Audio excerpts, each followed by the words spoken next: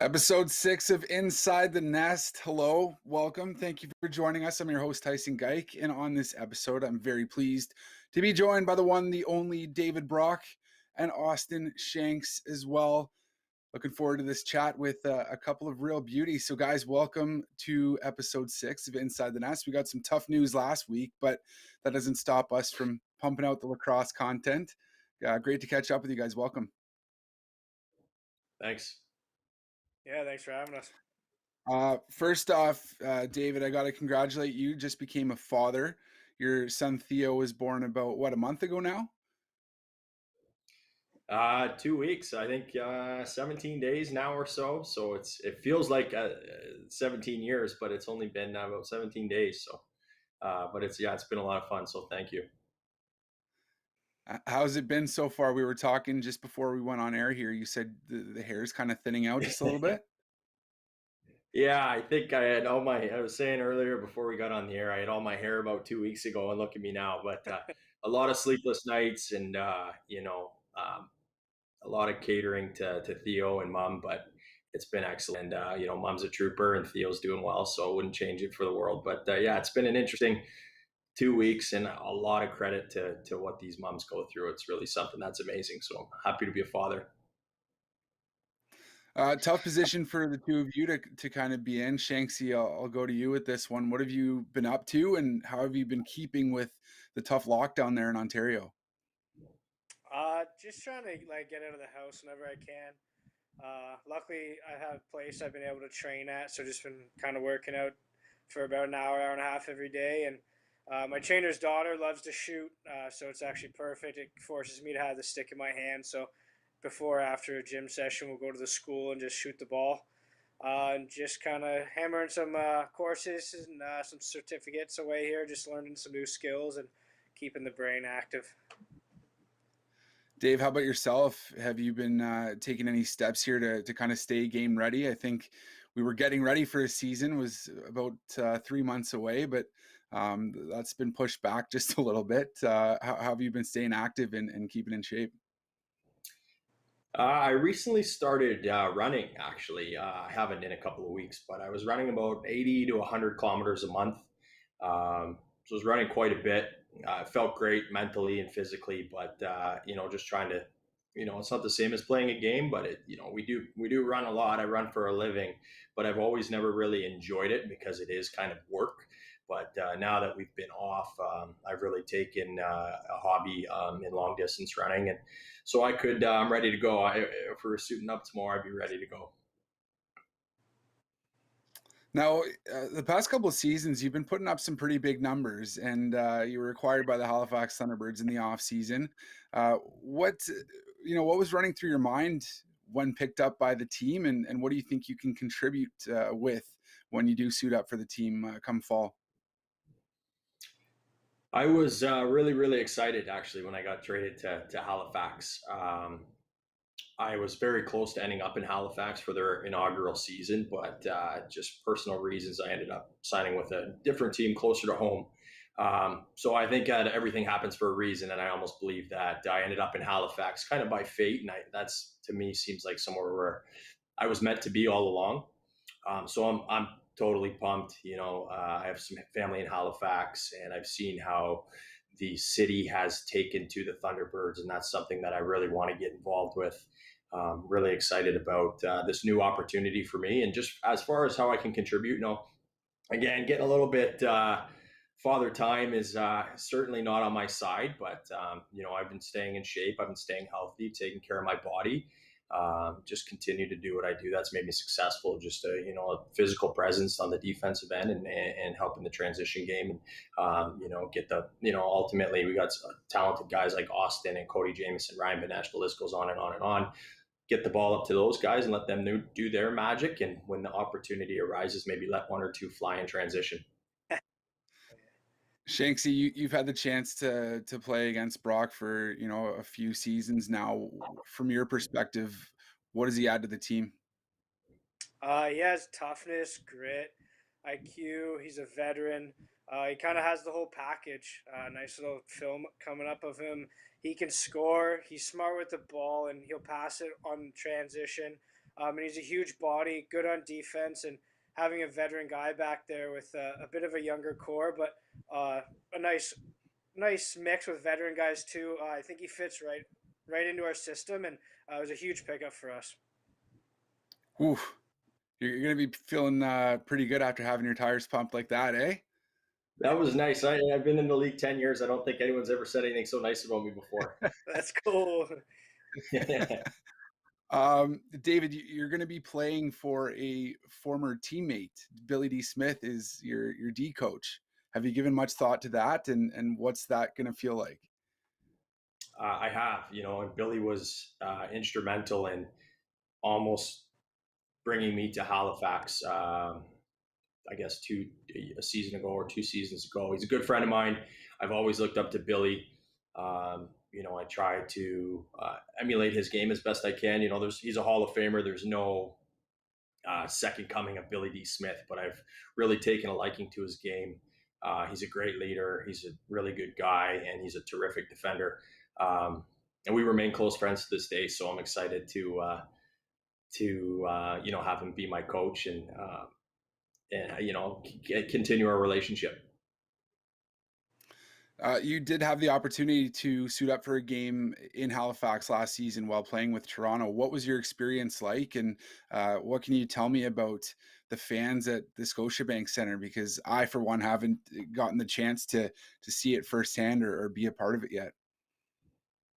It was incredible. There's not a lot of places in the league that are that have that much pride and that much team spirit, and they pack the arena, and everyone's covered in purple, dressed in purple and orange, and they're screaming, they're yelling, and I think they're all learning the game, but they seem to really enjoy it, and they definitely made it hard on us as visitors, and I think that certainly now being the home team is something that we can, we'll have the sort of the sixth man or whatever you want to call it, and something that we can use to our advantage. It's a lot of fun playing there, and I look forward to being able to play there again soon. Okay, so I like that you said the six man there, because I used that on NLL Relax a few years ago, and Pat and Ashley both kind of gave me the business about it, because they said, well, the goaltender's technically the sixth man, so it would be the seventh man. So I'm in your corner with that one. That's kind of my thought process, but I thought that was something funny I had to bring up there. Shanks, I didn't want to ignore you here. Going to that topic of how incredible the fans are, I think that you might have been one of the players in the team last season that really revved them up the most. And it came in that game against the Saskatchewan Rush, where you guys were down big, but you forced that comeback. You were a huge part of that, scoring 5 goals. We've actually got the clip here and some raw audio just to be able to take it in. So producer John Catalano is going to roll the clip here. I think this is all 5 goals. And look at the ferociousness on your face here. Love that. And then you can just see the fun kind of start set in, like when you guys are making that comeback, the look on your face over the course of these next few goals here. Yeah, I think that was like the funness of it. We were down a lot, right? So just scoring a few, just to kind of say, hey, we're not going to give up, and then to really climb all the way up the ladder like that was a pretty surreal game, and it was fun to play in. And all year, I think we got more and more fans each game. It was awesome. And we have the raw audio I was talking about there. Yeah,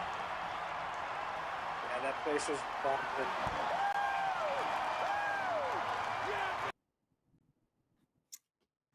Yeah, it was really cool, and especially the gradual. Each game, I found we were getting more and more fans. It was getting louder and louder, and tougher for our opponents to come in.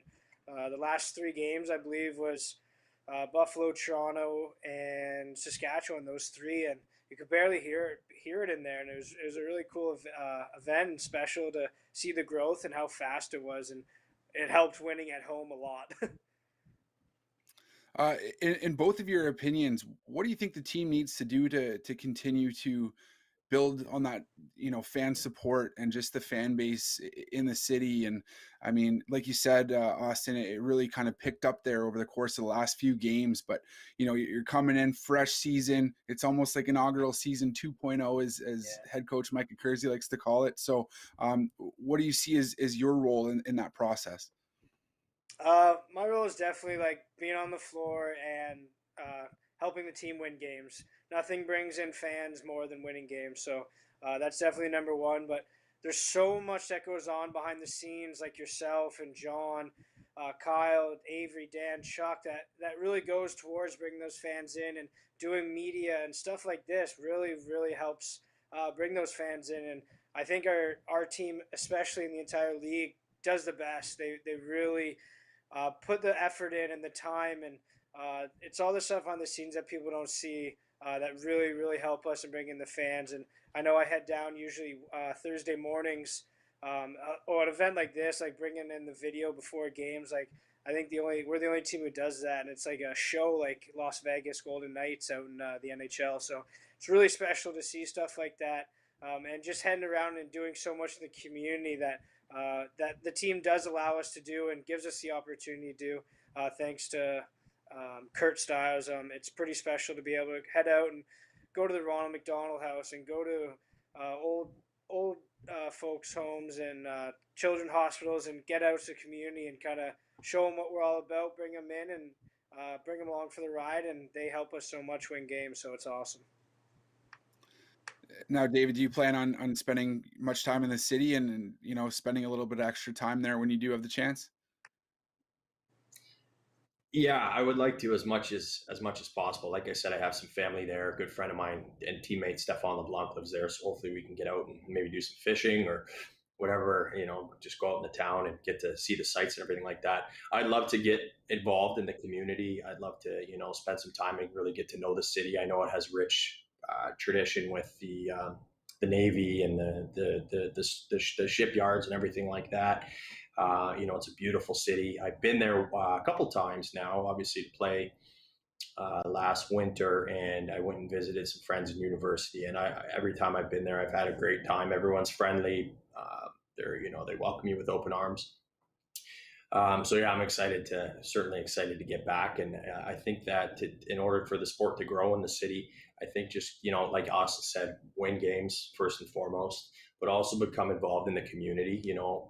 If you got to have exposure. If people don't know you're there, how are they going? And if people can't see you and they're not seeing the Thunderbirds around town, how are you ever going to know that they're there? And I think it would also be beneficial to maybe get on a local, I don't know if they do this or not, a local TV. Just the more eyes on it, and that image that you just showed us before, that was incredible. That got my heart rate thumping. I can't wait to get out there. So if more people can see that, they're going to want to get involved, and really excited about it.